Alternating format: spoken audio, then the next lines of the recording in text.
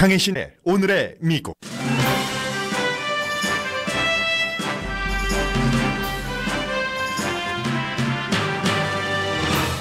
북한에서 미국을 향해 장거리 미사일을 발사했다고 가장하고 한 요격 실험이 성공했습니다. 그러나 아직도 미국의 미사일 방어 시스템이 북한 핵 공격을 막는 확률은 40%뿐입니다. 북한 핵 문제 해결에 대한 새로운 제안의 기고문이 뉴욕타임즈에 실렸습니다. 중국 주도로 북한 정권을 무너뜨린 뒤 주한미군을 철수하고 친중적인 한국 주도의 통일이라는 방안입니다. 미국의 트럼프 대통령의 결정으로 파리 기후조약을 거부하는 미국은 단 3개 국가에 포함될 것 같습니다.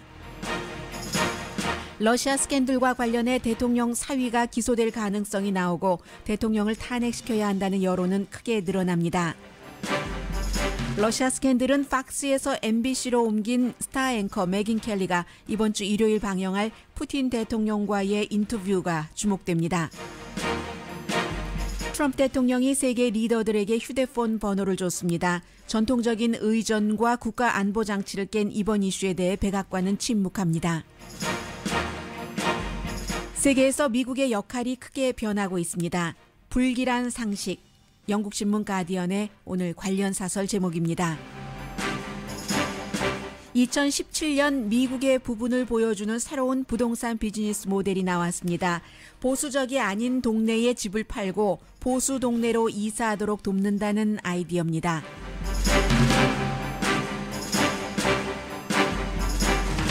여러분 안녕하십니까? 오늘의 미국 강혜신입니다. 세계가 하도 많이 변하고 있기 때문에 특히 한국과 미국에 살고 있는 사람들, 한국인과 미국인들은 요즘에 어느 소설이 이보다 더 재미있을까? 그리고 나의 생활과 직접 연결될까 하는 정도입니다. 정유라 씨가 이제 한국에 도착한 것은 미국 언론도 살짝 언급을 합니다.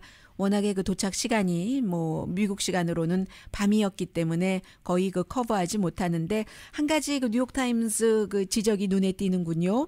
2014년도에 페이스북에 정유라 씨가 썼었던 그 글을 그대로 인용을 하면서 그때보다는 많이 차분해졌다라고 표현을 하고 있는데 그 글은 다 기억하시잖아요.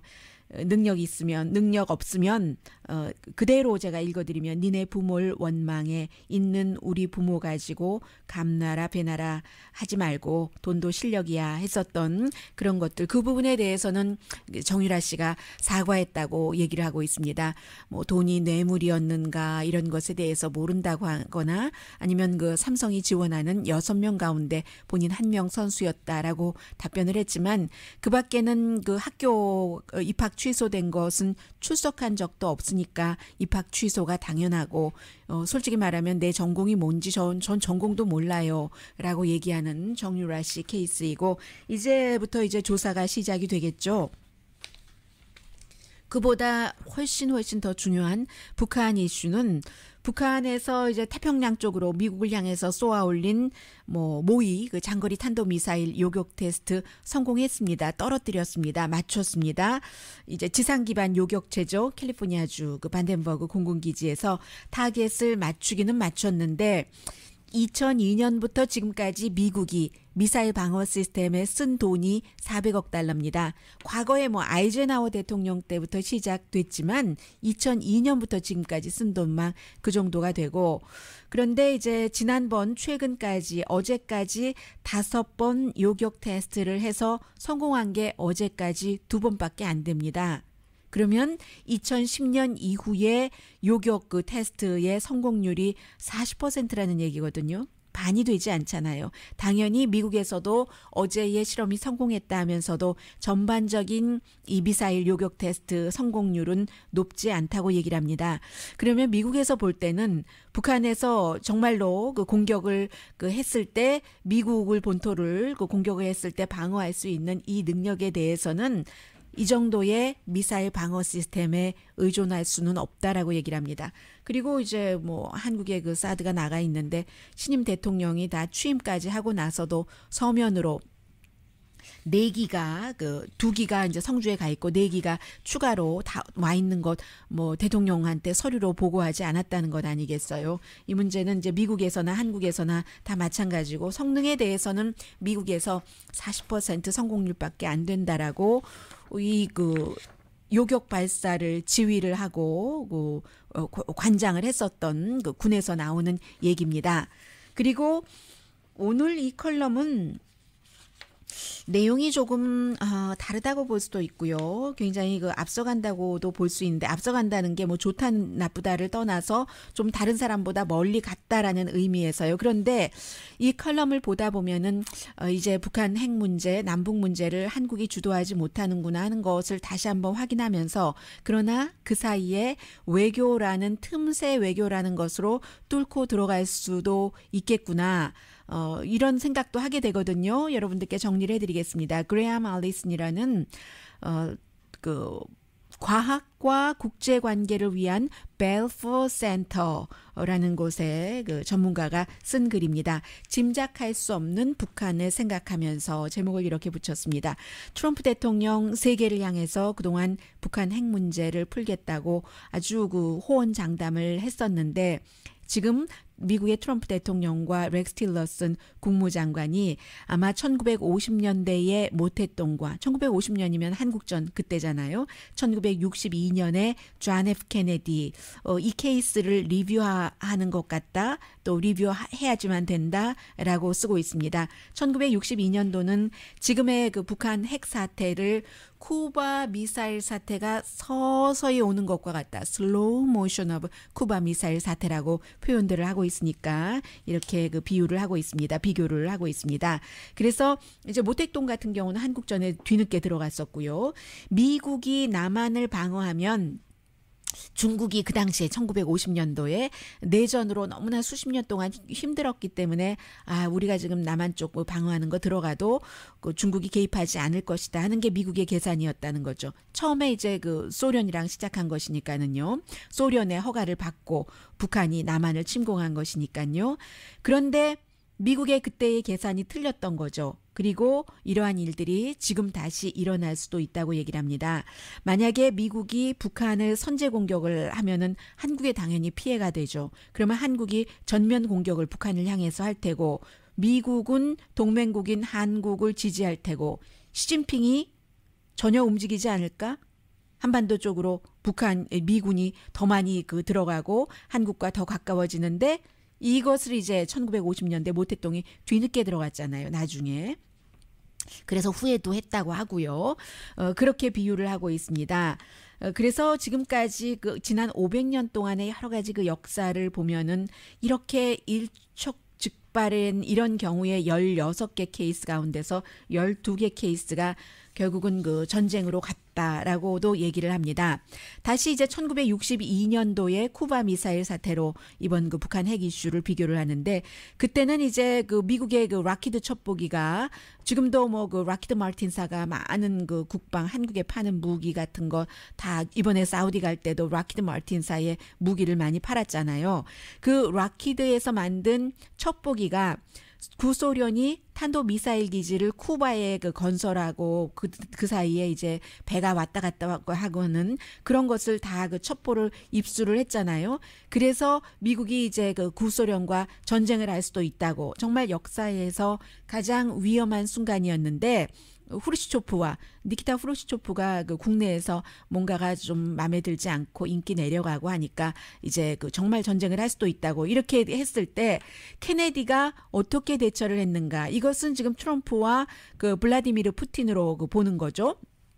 케네디가 결국은 그 비밀리에 미국의 미사일을 터키에서 움직였잖아요. 이렇게 내놨잖아요. 그때 그전에는 왜 거부했는가 하면은 2차 대전 이후에 이제 나토 이런 게 생겼기 때문에 터키에 미국 미사일이 가 있는 것은 나토에 영향을 줄 수 있기 때문에 그대로 뒀었고 그리고 뭔가 이거를 움직인다는 게 굉장히 약해 보일까 봐 젊은 케네디가 그러기를 거부했는데 그때 케네디가 한 유명한 말을 지금 이 북한 문제 전문가가 얘기를 하고 있습니다. 미국의 이익을 지키기 위해 두 가지 중에서 하나를 케네디가 선택을 했어야지 되는데 굴욕적인 퇴각이냐, 터키에서 그 미사일을 빼오는 것, 아니면 핵전쟁이냐, 이 사이에서 결국은 핵전쟁을 피해야지 된다는 것. 이래서 미국이 이제 그 미사일 빼내고 구소련도 그 기지 하던 것 중단하고 했었다는 거죠. 이번에 중국의 시진핑 국가주석이 그 플로리다주의 그 트럼프 대통령의 그 별장에 가서 뭐라고 얘기를 했을까 하는 것을 이제 상상을 해보고 있습니다. 북한이 핵 테스트를 중지하도록 우리가 해본다면은 그때는 주고받는 것이 있어야지 되기 때문에 미국도 한국과 하는 군사훈련을 중지하거나 아니면 수정 정도 하는 것을 당연히 그 제안을 했었을 것이고, 또 중국 측에서는 미국과 중국이 아주 새로운 동아시아 안보 계획을 만들 수도 있다는 것도 이제 트럼프 대통령에게 했다는 얘기라는 겁니다. 그러면서 마지막으로 이 전문가가 지적하기를 미군이 한반도에 주둔하게 된 것은 역사적인 사고였다고 표현을 하고 있는데, 만약에 1950년도 북한이 남한을 공격하지 않았다면 미국이 남한에 그 미군이 지금까지 주둔할 이유가 없는 것이고, 그래서 이제 이런 새로운 시나리오를 그 맨 마지막에 지적을 하는데, 중국이 김씨 정권을 없애버리고, 이게 이제 김정남이 그 미국 에이전트를 만나고 나흘 뒤에 암살됐다는 것하고도 조금 추정해 볼 수도 있는 것이고요. 중국은 이제 그 김정은을 싫어하고 좀 뭔가 좀 개방적이고 뭐 좀 화합도 할 수 있고 하는 김정남을 그 대치하려고 했었다는 시나리오 같은 것이 많이 나오고 있잖아요. 그래서 지금 중국이 김정은을 그 없애버리고 한반도를 비핵화하면 그러면서 이제 한국 정부가 중국을 조금 더 믿을 수 있게 되고 북한이 없어지니까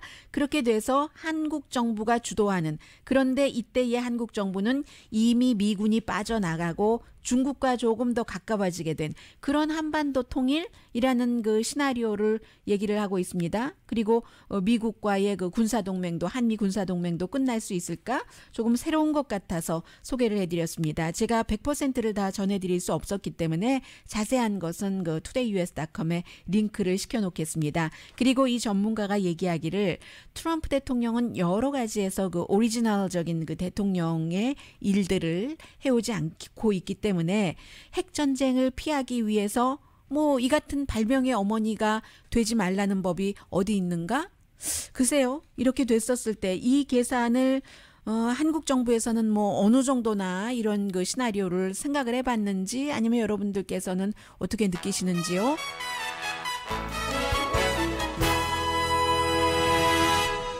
트럼프 대통령이 이제 대통령이 되면서 처음에 그 오바마 대통령이 신신당부를 했던 외교 문제에 있어서의 넘버원은 북한이다 했는데, 그것을 처음에는 조금 쳐다보는 듯 하다가 요즘은 도저히 그 쳐다볼 수 있는 여력이 없어져 버렸습니다.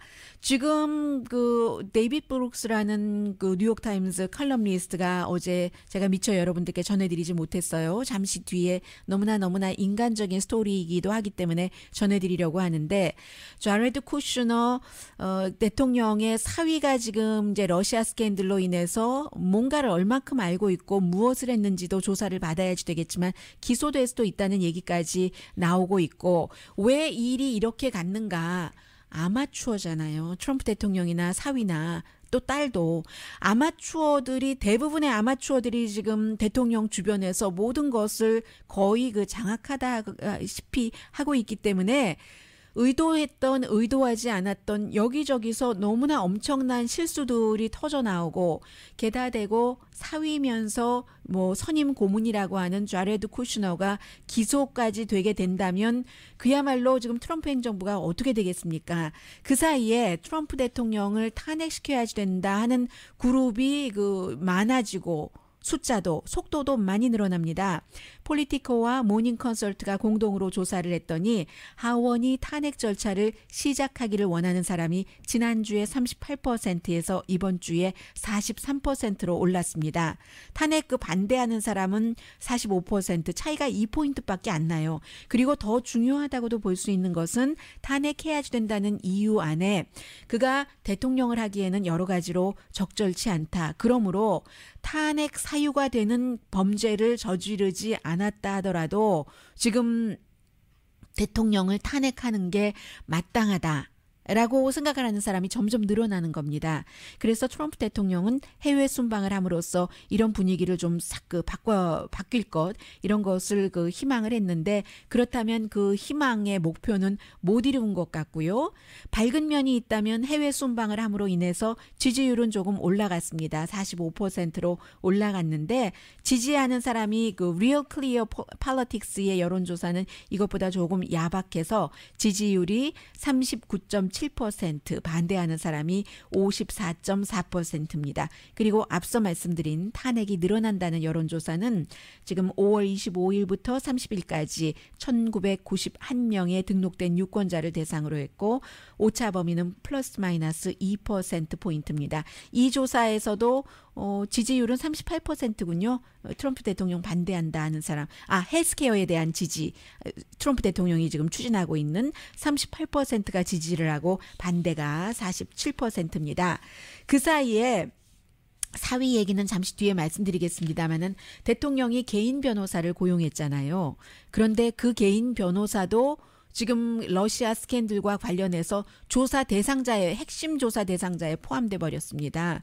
그러면 물러난 국가안보보좌관과 마찬가지로 그래서 이제 개인 그 변호사에게 그런 것을 변호한다고 하는 사람이 그 이슈에서 핵심 그 멤버에 들어가 버리니까 이 변호사가 마이클 코엔이라는 변호사가 하는 얘기가 아니 뭐 그 지금 의회에서 여러 가지 그 러시아와 관련해서 자료를 나한테 제출하라고 하는데 요청이 그 답하기에는 좀 적절치 않다라고 얘기를 하면서 지금 하원에서 상원과 정보국이 이 변호사에게 요청했었던 것은 러시아 관계자들과 어떤 연관이 있는가 연락처 갖고 있는 이메일 뭐 다른 건 내놔라 하는 거거든요.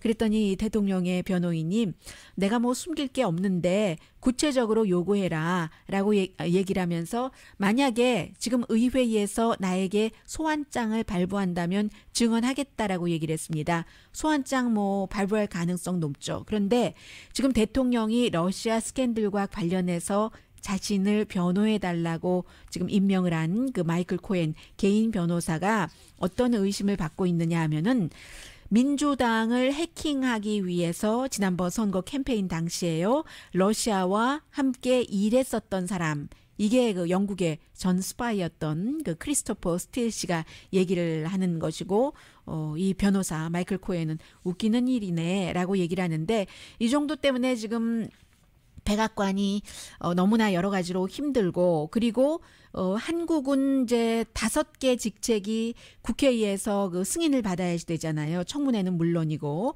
그래서 국무총리, 감사원장, 헌법재판소장, 대법원장, 대법관이 되는데 미국에는 나머지는 뭐 장관 같은 직책은 청문회는 어렵게 하기는 해도 나중에 뭐 대통령이 일정 기간 뭐 60일인가요? 지나면은 그냥 그 임명하면 끝입니다.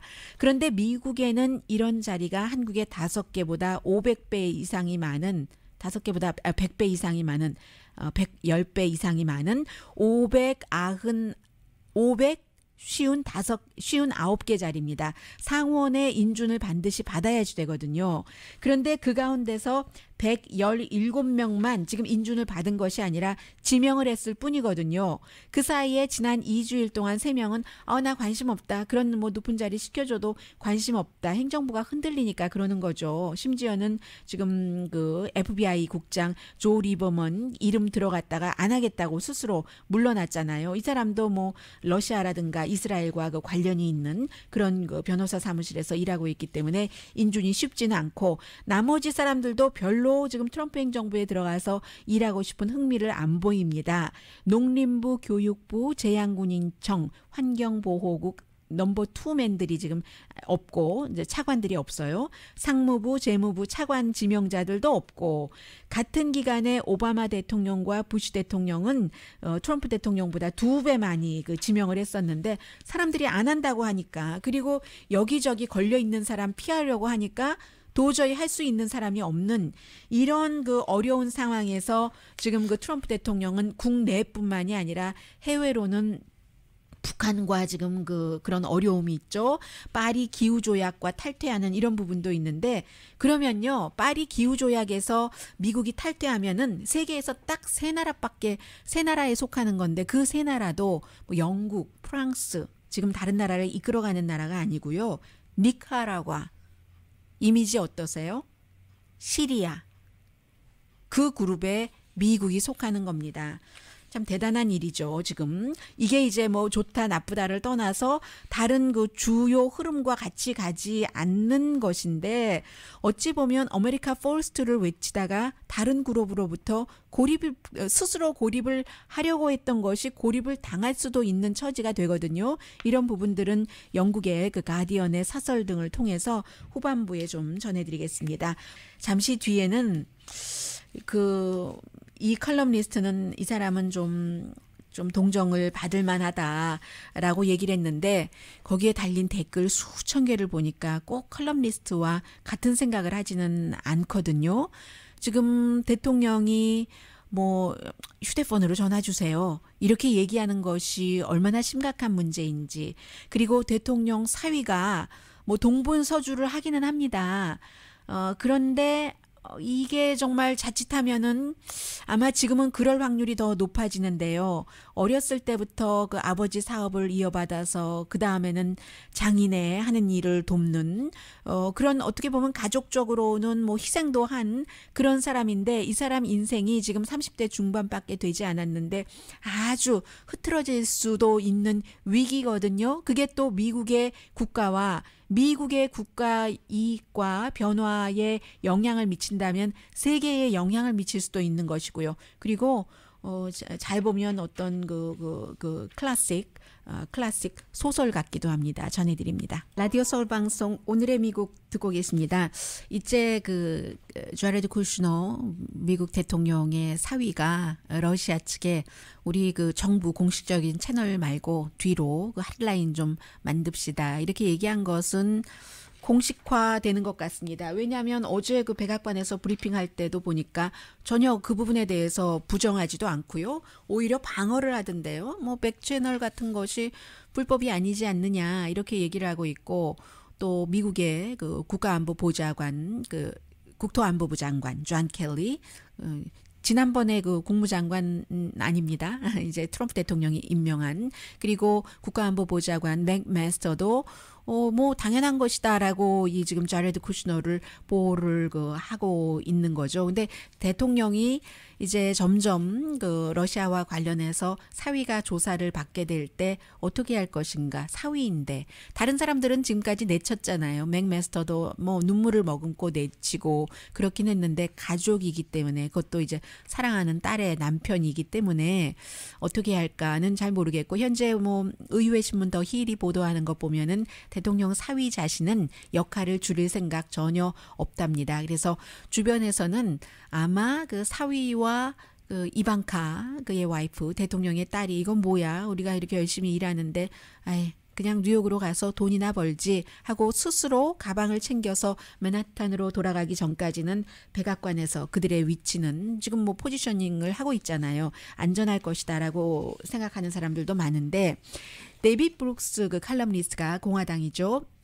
준비가 안 됐는데 너무 큰 역할을 맡아서 이 사람의 비극이다라고 여러 가지로 얘기를 하면서 먼저 개인 스토리를 얘기를 합니다. 어쩌면 기소될 수도 있고요. 1941년도에 엄마가 벨라루스에서 이제 유대인 가정이니까요. 10대 때 정말 힘들게 살다가 미국으로 뭐 탈출한 거죠. 말하자면 뉴저지에서 이제 쿠슈너의 아버지가 이제 이렇게 저렇게 건축을 하고 해서 부자가 됐는데 그 뒤로는 부자가 되면은 흔히 겪는 일들 많이 겪는 겁니다.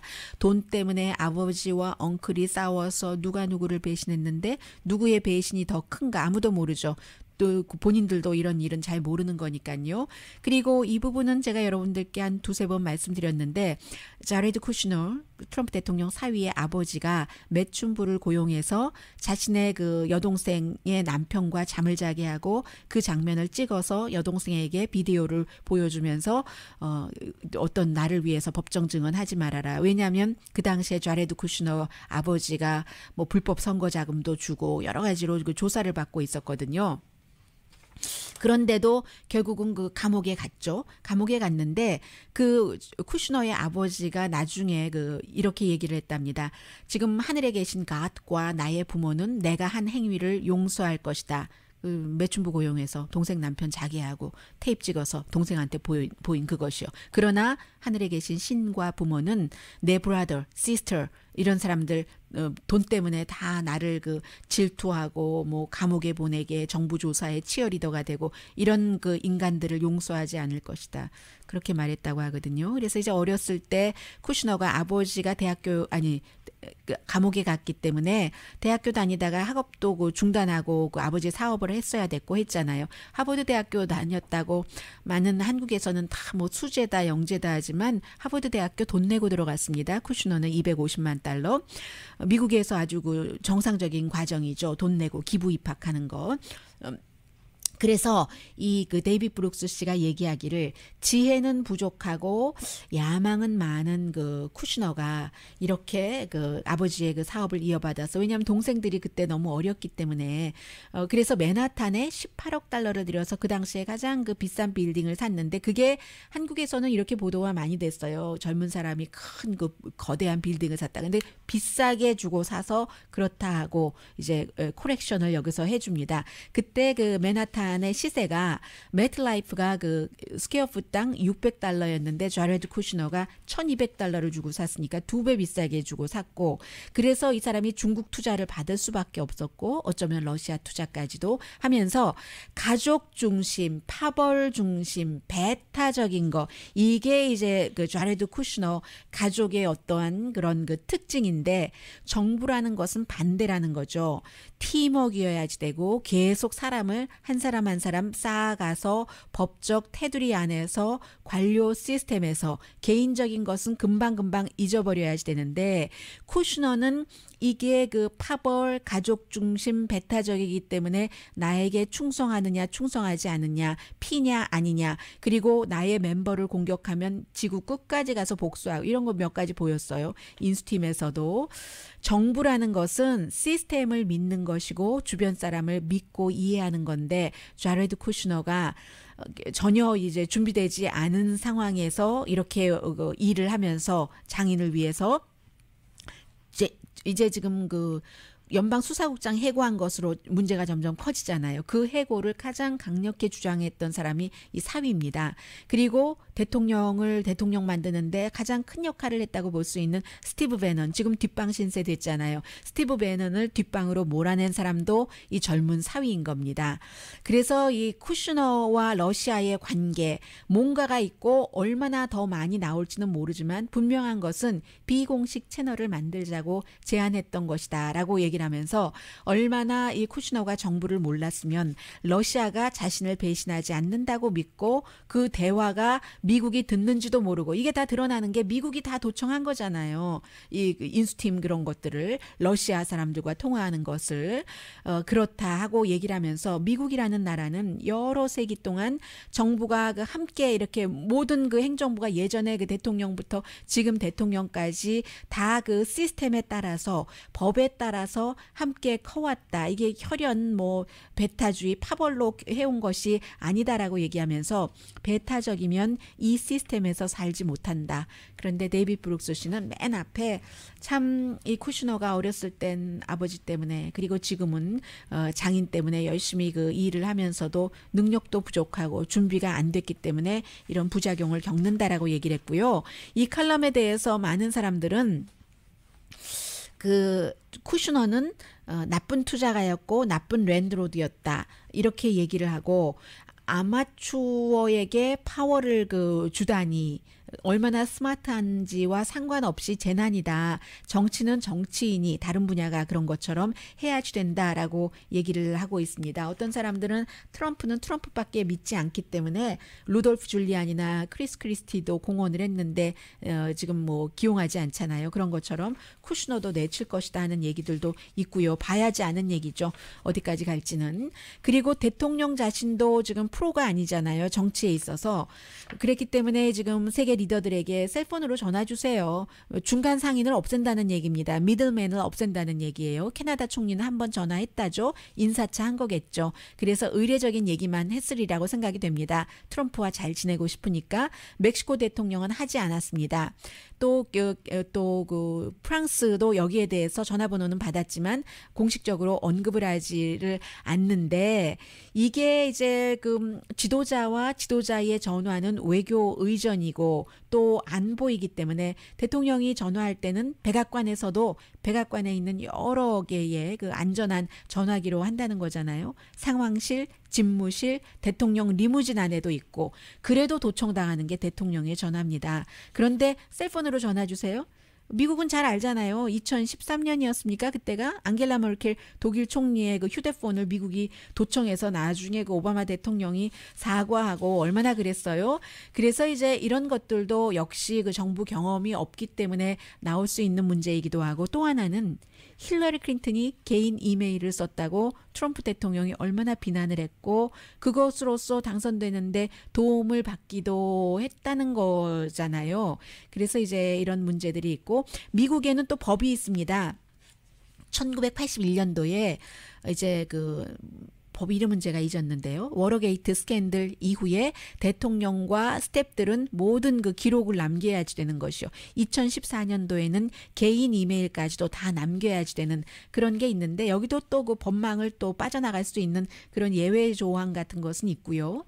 해서 예전에 그 오바마 대통령이 블랙베리 너무 좋아했잖아요. 블랙베리 대통령으로서 쓰기도 했어요. 그리고 뭐 딸들하고 대화도 해야 되고 하니까. 그런데도 불구하고 블랙베리에서도 많은 그 기능을 막고, 또 셀폰 넘버는 극히 뭐 가족 몇 명에게만 줬었던 그런 제약을 받았었죠. 정부라는 그 기구는, 그 인스티튜션은 때로 굉장히 그 지나치다 싶을 정도의 규정이 있는데, 트럼프 일가는 지금 예외적인 그 비즈니스의 CEO였기 때문에, 그런 곳에서 자라난 그 토양에서 모든 것을 일군 사람들이기 때문에 이게 지금 뭐 어느 정도 세월이 흘러가면 적응을 할 수 있을지는 모르겠습니다만은, 초반기부터 너무 큰 일들이 터지기 때문에 이렇게 탄핵 문제가 아주 이슈가 빨리 그 나오고 있습니다.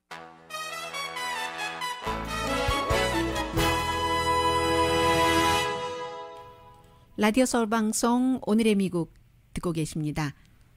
네, 캘리포니아주에서 선거에서 2번 졌습니다. 민주당에게 31지구 지난해 11월에 졌네요. 하원 선거에 나가서 이 사람이 내가 여기선 살 수 없다 하면서, 너무나 그 진보적이야 동네가 하면서 텍사스의 콜린 카운티라는 곳으로 이사를 갔답니다.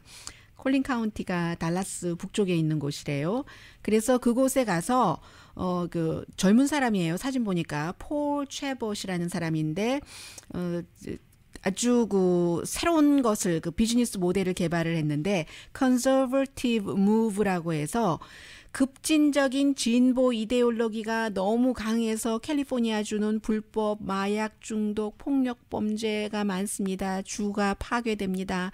그러니까 그곳에 있는 진보적인 집에서 동네에서 집을 팔고 이쪽 보수 지역으로 이사 오십시오 해서 이제 부동산 팔고 살 수 있게 도와준다는 얘기를 하는 겁니다. 그래서 처음에는 이제 텍사스 북쪽에서 시작하고 전국으로, 특히 이제 뭐 유타 같은 데가 좀 보수적이니까 널리 그 펼쳐나가겠다. 웹사이트 봤더니 그렇게 써 있더군요.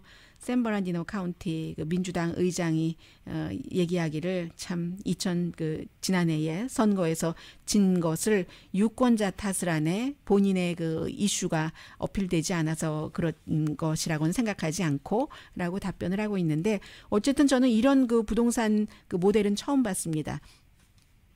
이 동네가 너무 진보적이라고, 보수적인 동네로 이주시켜주겠다고 하는 것이요. 그리고 뭐 처음 보는 것들이 너무 요즘은 많아서요. 그 트럼프 대통령이 파리 기후 조약에서 이제 그 탈퇴한다고 그 발표를 할 예정인데, 이것은 사실은 그 환경보호국장이 또 기후변화를 믿지 않는 그런 사람, 스캇 그 프리트가 임명될 때부터 좀 어느 정도 예상은 걸린 겁니다. 그래서 파리 그 조약을 공식 탈퇴하는가? 그러면 3년 걸린다고 하고, UN 조약을 탈퇴하면은 금방 탈퇴하고, 그런데 이제 보다 더 극단적이 될 수도 있고요. 파리 조약이라는 게 기본적으로 그 온실가스 없애게 한다는 이런 것인데, 니카라과와 시리아만 빼고는 모든 나라가 다 그 가입을 했습니다. 그런데 트럼프 대통령과 환경보호국장은 미국을 위해서 나쁜 협약이라고 얘기를 하고 있잖아요. 그래서 이런 것들도 사실은 지구가 같이 가는 것이기 때문에 미국이 세계에서 그 니카라과와 시리아와 함께 기후조약 여기에서는 빠져나온다. 이것은 그 여러 가지 그 사업하고도 연결되는 것이고요. 기후변화는 부정할 수 없는 것이고 기후변화에 대한 방어는 스탑할 수 없는 것이다. 이게 이제 지금 그 신임 그 안토니오 구테레스 UN 그 사무총장이 미국을 향해서 그 하는 그 말이거든요. So my argument today is that it is absolutely essential that the world implements the Paris Agreement and that we fulfill that duty with increased ambition.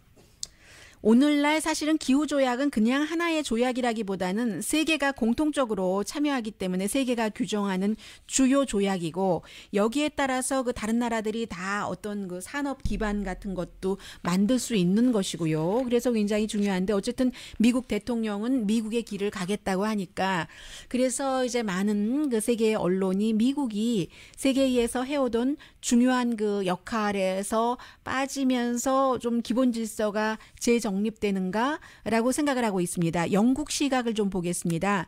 왜냐하면 영국 같은 경우는 지금 그 블랙시트 때문에 여러 가지 그 국가적으로 보완해야지 되고 수정해야지 될 것도 있고, 유럽에서 이라크 전쟁 같은 것은 미국과 굉장히 협조해서 그 많이 앞서 나갔지만 유럽 연합 탈퇴 블랙시트 이후에 좀 힘이 약해진 게 사실이에요. 그래서 힘이 약해진 영국이 보는 지금 그 세계의 분위기, 더군다나 이제 앙겔라 머켈 독일 총리가 유럽이 더 이상 그 도널드 트럼프의 미국을 믿을 수 없다. 우리 손으로 우리의 운명을 개척해야지 되겠다 한 말을 가디안의 해석을 보겠습니다.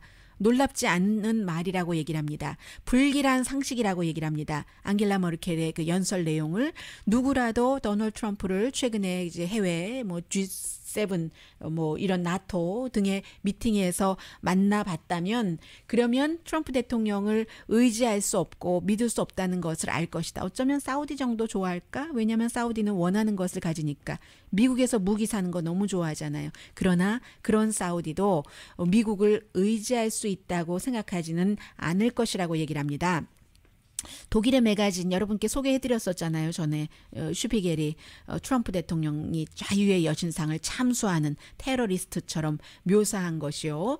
5년 전까지만 하더라도 지금 독일과 프랑스가 손을 잡으면서 미국이 거기서 자진해서 빠진다는 것을 상식적으로 생각하지 못했는데, 트럼프 대통령은 세계를 잘 모르는 것 같다. 윽박지르고 골리고 하는 것으로 이제 국가가 원하는 것을 갖지 못한다는 세계의 질서를 모른다는 거 얘기를 합니다. 물론 아무도 하지 않은 방식으로 선거에서 이겼지만 여전히 지어지지 않을 멕시코 벽을 말하고 디테일도 없고, 스캔들과 러시아 커넥션만 굉장히 그 커져서 유럽으로서도 상당히 그 불편하다 해서 지금 그 유럽과 세계는 앙겔라 머켈과 프랑스의 임마누엘 마크롱의 파트너십을 보고 있다. 그리고 이 파트너십에도 이번에 만날 때 그 두 사람의 배우자들도 함께 만났거든요.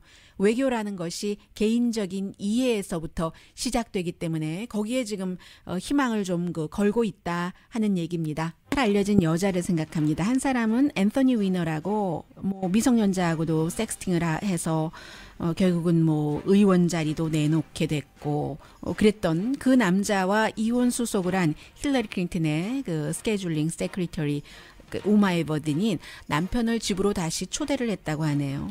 5살짜리 아이 때문에, 아들 때문에요.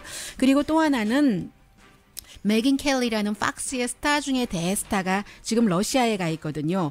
금요일에 푸틴과 같은 자리에서 국제경제포럼이 열리는데 이제 푸틴을 인터뷰를 하는데 인터뷰를 하면서 꼭 그 문제만 갖고 해야지 된다는 법이 있는가? 아마 다른 문제도 나는 얘기할 수 있을 것 같다 해서 이제 MBC의 이 새로운 프로그램을 가지고 데뷔를 하는데 그게 여러 가지 관계 얘기해 줄 수도 있지 않을까요? 강혜신이었습니다.